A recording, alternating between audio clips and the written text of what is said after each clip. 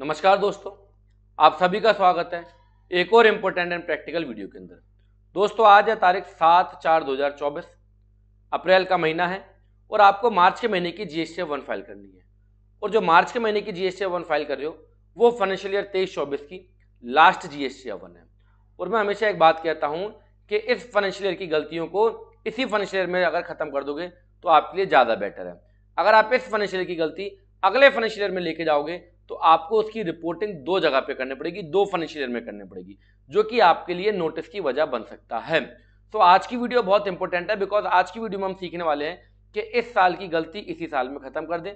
और financial year 23-24 की last GST 1 है, तो इस लास्ट जीएसटी 1 को फाइल करते समय हमें कौन कौन सी चीजों को ध्यान रखना है जिससे कि हमें जीएसटी के नोटिस ना आए। तो बहुत ही इंपॉर्टेंट वीडियो, अच्छा लगे तो अपने अकाउंटेंट भाइयों के साथ शेयर करो जिससे कि दूसरों का भी भला हो सके। तो आज की वीडियो में हम सीखने वाले हैं कि मार्च की जीएसटी 1 को फाइल करने से पहले आपको किन पॉइंटों का ध्यान रखना है जिससे कि आपकी पूरे साल की जीएसटी 1 जो है वो ठीक हो जाए। तो बिना किसी देरी के हम शुरुआत करते हैं और हम आ गए सर टैली सॉफ्टवेयर के ऊपर। हम अपनी गलतियों को पकड़ेंगे कैसे? बेसिकली अकाउंटिंग में जीएसटी में है क्या, आप ट्रांजैक्शंस को रिकॉर्ड करते हो, ट्रांजैक्शन को रिपोर्ट करते हो।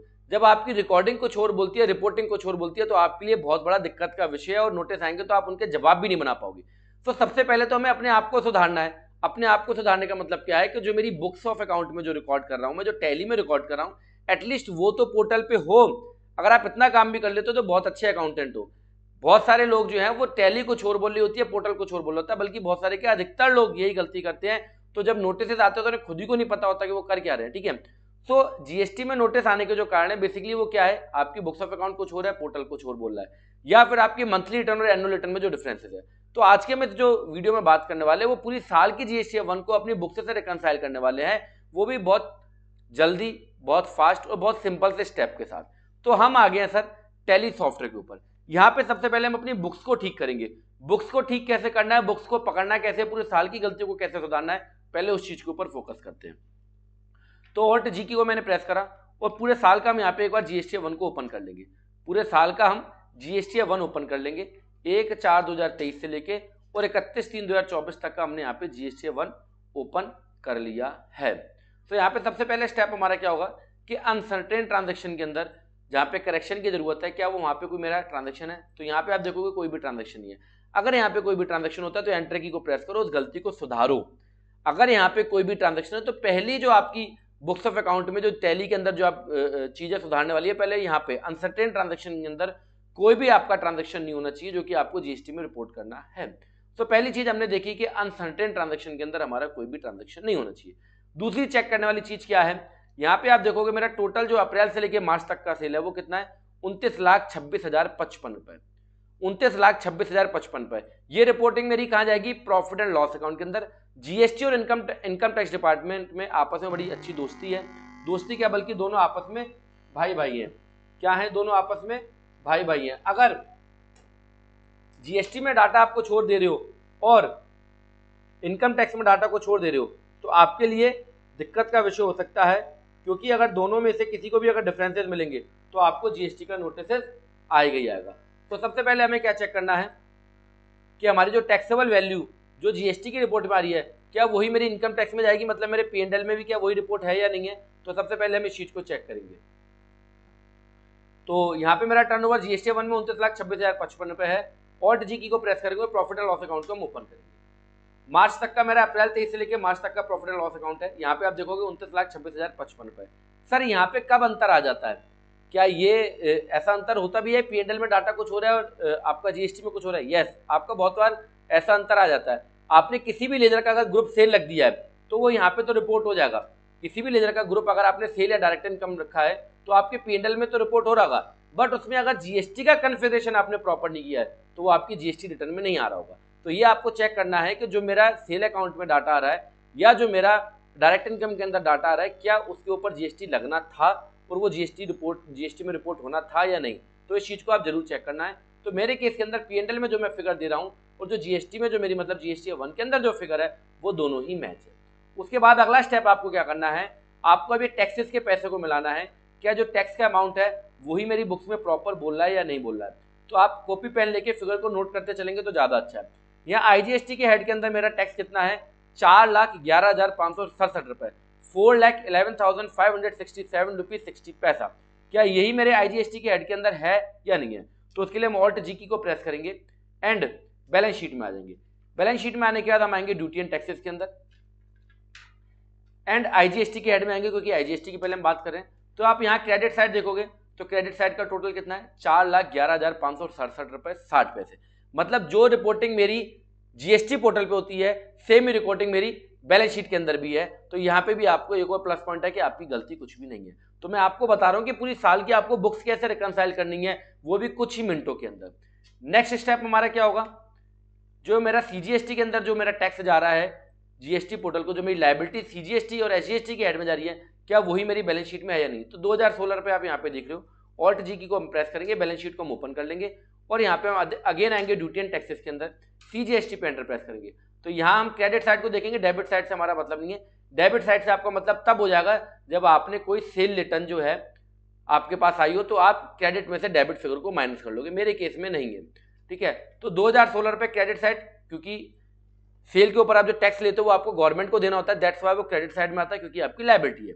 तो 2016 रुपए मेरी यहाँ पे बैलेंस शीट के अंदर डाटा आ रहा है और सेम ही डाटा मेरा GST 1 में आ रहा है। तो यहाँ पे हमने 3-4 चीजें चेक कर ली। पहली चीज कि अनसर्टेन ट्रांजैक्शन के अंदर कोई ट्रांजैक्शन नहीं है। दूसरी चीज जो टर्नओवर मेरा GST में जा रहा है वही टर्नओवर मेरा बैलेंस शीट में। तीसरी चीज जो मेरे टैक्सेस जो GST में जा रहे हैं वही टैक्सेस मेरे बैलेंस शीट के अंदर है। चौथी और बड़ी इंपॉर्टेंट चीज, आपको क्या करना है? F5 की को प्रेस करना है। किसको? F5, नेचर व्यू को। यहाँ पे जब आप नेचर व्यू करते हो तो यहाँ पे आपके पास टैक्स का बाइफर्केशन ओपन हो जाता है कि आपकी 12% की सेल कितनी है, 18 की कितनी है, 12 की कितनी है, ये सारी चीजें ओपन हो जाएंगी, ठीक है। तो यहाँ आप देखोगे मेरी 18 की सेल कितनी है? 18 की सेल है मेरी 10,74,550 रुपए। तो अगर हमारी ये मैच करती है तो बाकी की फिगर हमारी 12 की होगी। तो 10,74,550 रुपए मेरी 18 की सेल है। तो क्या P&L में भी मेरा यही डाटा है? तो P&L को हम ओपन कर लेते हैं। पूरे साल का हमने P&L ओपन कर लिया और यहाँ पे 18% की अगर आप सेल देखोगे तो 10,74,550 रुपए। तो बाकी की रेस्ट ऑफ फिगर किसकी हो गई? 12 की हो गई।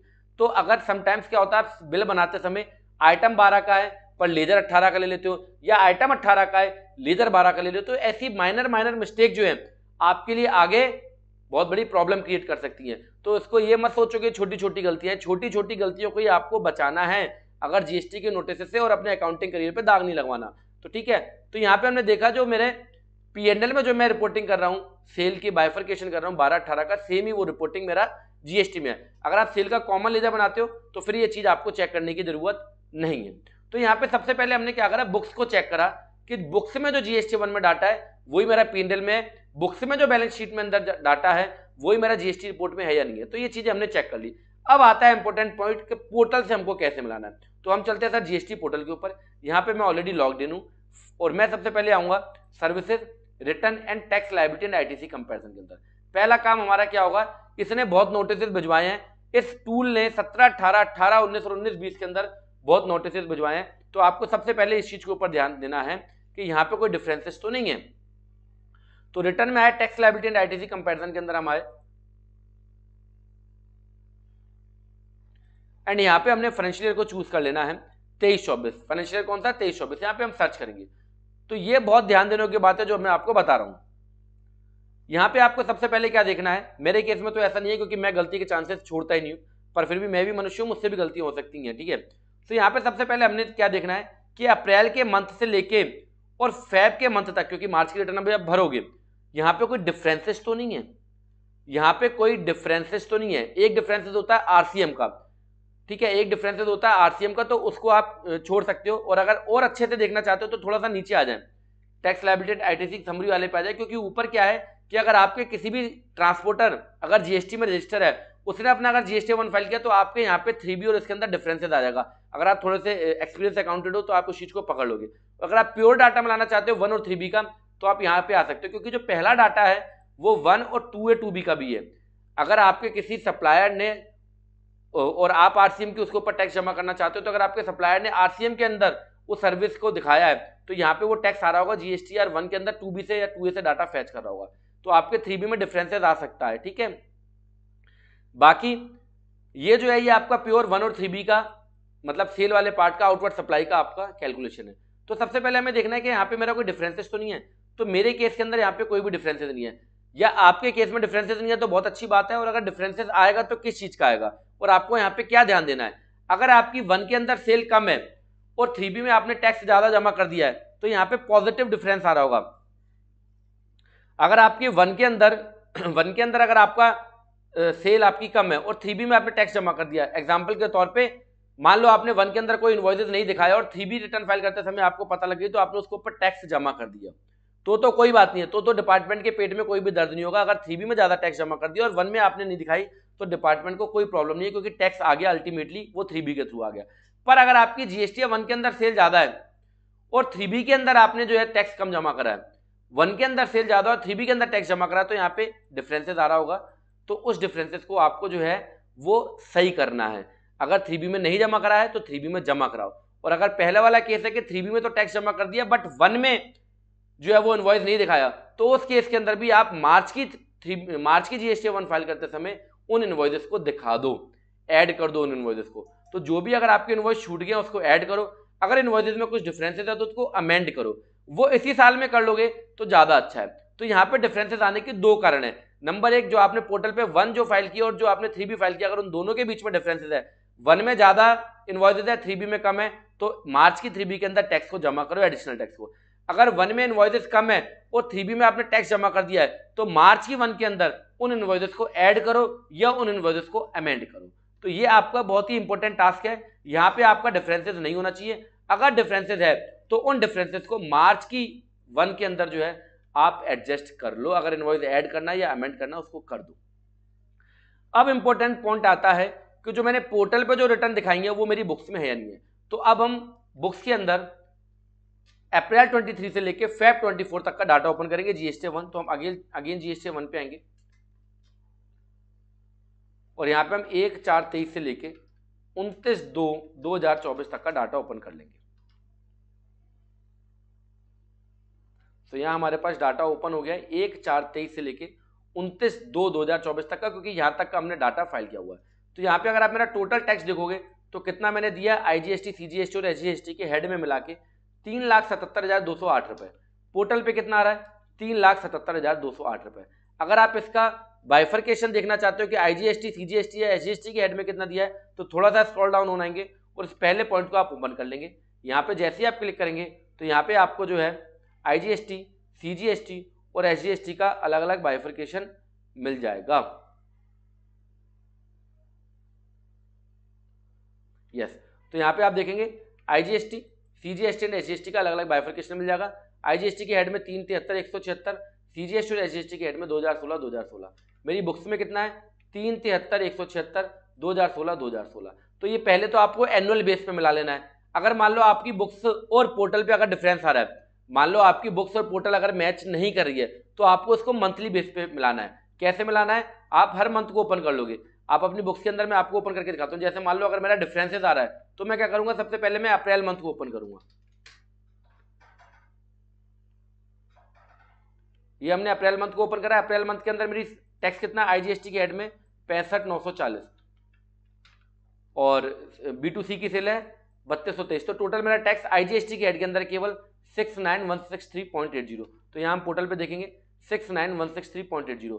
अगर आप हेड वाइज देखना चाहते हो तो यहाँ पे आप देख सकते हो सीजीएसटी एसजीएसटी में कोई टैक्स नहीं है, केवल आईजीएसटी में टैक्स है 69,163.80।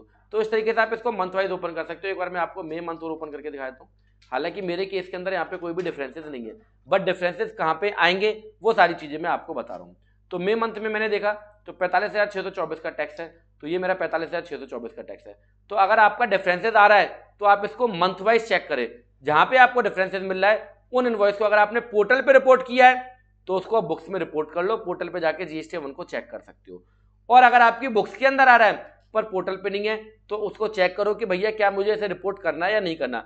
अगर रिपोर्ट नहीं करना तो उसमें से जीएसटी को हटाओ या उस इनवॉइस को हटाओ, जो भी करना है वो आप अपने पॉइंट पे देखेंगे। और अगर रिपोर्ट करना है तो उसको फिर मार्च की जो आप जीएसटी 1 फाइल करोगे तो उसमें आपको उसको ऐड करना पड़ेगा या अमेंड करना पड़ेगा, जैसा भी आपके साथ सीन है। तो ये कुछ मैंने आपको इंपॉर्टेंट पॉइंट बताए हैं जो कि आपको ध्यान रखना है। सबसे पहले आपको बुक्स को मिलाना है। बुक्स को मिलाने के लिए आप सबसे पहले देखेंगे अनसर्टेन ट्रांजैक्शन तो नहीं है, फिर उसके बाद आप देखोगे जो टर्नओवर जीएसटी में जा रहा है वो पीएनएल में है या नहीं है, जो टैक्सेस आपके ड्यूटी एंड टैक्सेस में आ रहे हैं वो आपके जीएसटी में अंदर है या नहीं है। उसके बाद आप पोर्टल पे जाएंगे और पोर्टल में देखेंगे आप लायबिलिटी के अंदर और जो आपका 1 और 3B का जो टैक्स है उसमें कोई डिफरेंसेस तो नहीं है।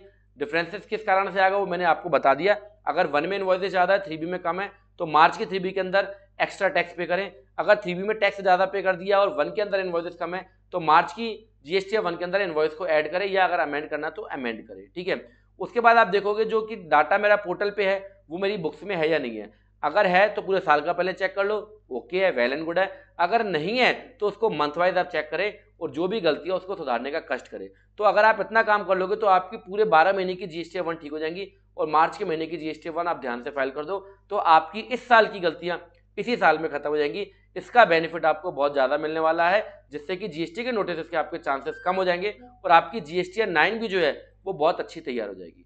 सो आई होप मेरे पॉइंट आपको समझ में सारे आ गए होंगे। नहीं आए तो इस वीडियो को कमेंट बॉक्स में आप कमेंट कर सकते हो। अच्छा लगा हो वीडियो तो अपने अकाउंटेंट भाइयों के साथ भी जरूर शेयर करें। ये वीडियो देखने के लिए आपका दिल से धन्यवाद। मिलते हैं नेक्स्ट प्रैक्टिकल वीडियो में। Thank you.